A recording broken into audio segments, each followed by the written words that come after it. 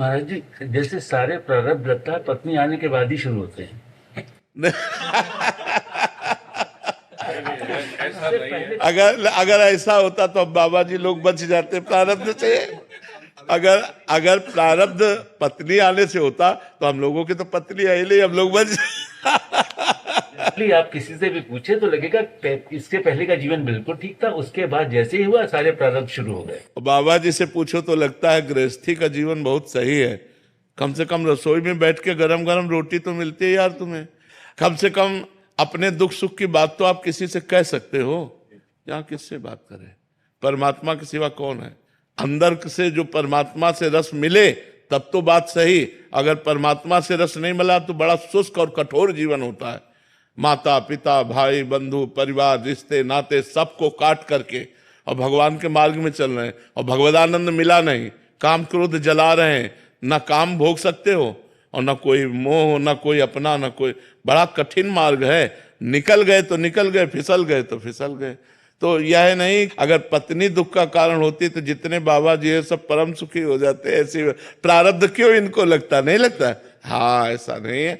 और कभी कभी आप जैसे अनुभव कर रहे हैं तो उसके प्रतिकूल भी अनुभव है कि किसी किसी के जीवन में पत्नी का आना उसके जीवन का मंगल विधान बन जाता है, उसके जीवन को संवार देते। नहीं संवार देते। अपना प्रारब्ध है, पत्नी का थोड़ी है अपना प्रारब्ध। आप अच्छे कर्म करो, जिससे कर्म अच्छे करो। गांव में एक कहावत थी, बिना पुरबुले के कर्मन के मिले न सहोदर नार। मतलब जो सुंदर सुख प्रदान करने वाली, जैसे अपने भाई बहन है जितना प्यार है इससे कई गुना बढ़कर के प्यार देने वाली जो पत्नी है वो बिना पुरबुले के कर्मन के, पूर्व के कर्मों के बिना नहीं प्राप्त होते।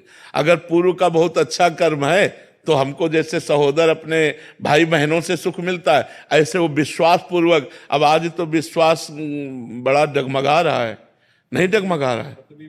तो प्रारब्ध भोग अपना और स्वभाव उसका। महाराज जी, क्या दोनों तरफों से है, एक तरफा नहीं है। बहुत सारे प्रश्न ऐसे पढ़ते हैं आपके आगे तो प्रस्तुत उतने ही हो पाते हैं समय के अभाव से।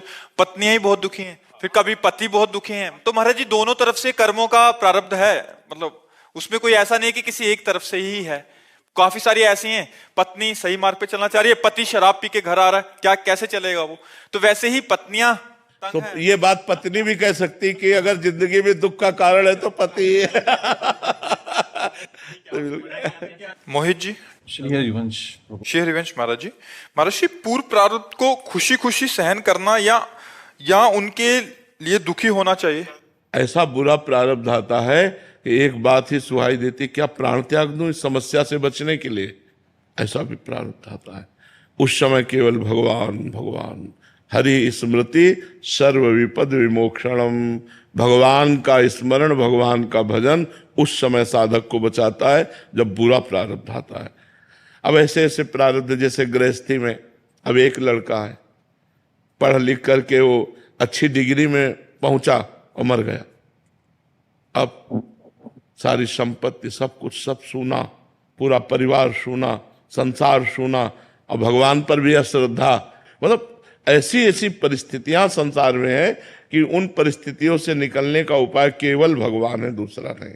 अगर भजन नहीं है तो परिस्थितियां मिटिया मेट कर देंगी। ऐसी भी परिस्थिति आती है। तो इसलिए हमें लगता है सुख और दुख, सुख सह जाए अभिमान ना आवे और दुख सह जाए हम उसमें नष्ट ना हो, ये भजन से बल मिलता है। और ये सबके जीवन में सुख और दुख दोनों आते हैं, इसलिए सबको भजन करना चाहिए। नाम जप भगवान का अवश्य करना चाहिए, भगवान की पूजा आराधना अवश्य करनी चाहिए, जिससे हमारा जीवन मंगलमय कट जाए। देखो, आनंद की बाढ़ आ रही थी अयोध्या में। कल सुबह राम राजा बनेंगे, राम जी जैसे सुंदर सर्वांग प्रभु राजा बनेंगे, चक्रवर्ती सम्राट पद पर बैठेंगे। और समय के बिगड़ गया। 14 वर्ष का वनवास, तापस वेश विशेष उदासी, 14 वर्ष राम वनवासी। लेकिन भगवान की मुस्कुराहट में तो कोई फर्क नहीं पड़ा, पर अयोध्या उजड़ गई। दशरथ जी के प्राण चले गए, माताएं विधवा हो गईं, पूरी अयोध्या राम जी के वियोग में 14 वर्ष ऐसी उदास ऐसे खिन्न कि भोजन अच्छा न लगता। राम जी सबके प्राण थे, समस्त अयोध्यावासियों के।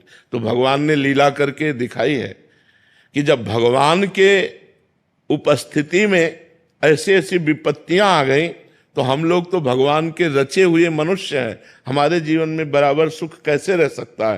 तो इसलिए भगवदानंद में हम दुख सह सकते हैं। तो भगवान का जब नाम जप करेंगे, अच्छे आचरण करेंगे तो हमारी बात बनेगी, नहीं तो ये संसार बहुत दुखमय है। पता नहीं आपको दिखाई देता है कि नहीं, सबसे बड़ा दुख है कि हम कब मर जाएं, भरोसा नहीं। और मर गए तो लड़का बच्चा परिवार मकान दुकान बैंक बैलेंस सब यहीं पड़ा है। सबसे बड़ा डर वही है। हाँ वही, मतलब कि कब मर जाए कोई भरोसा नहीं।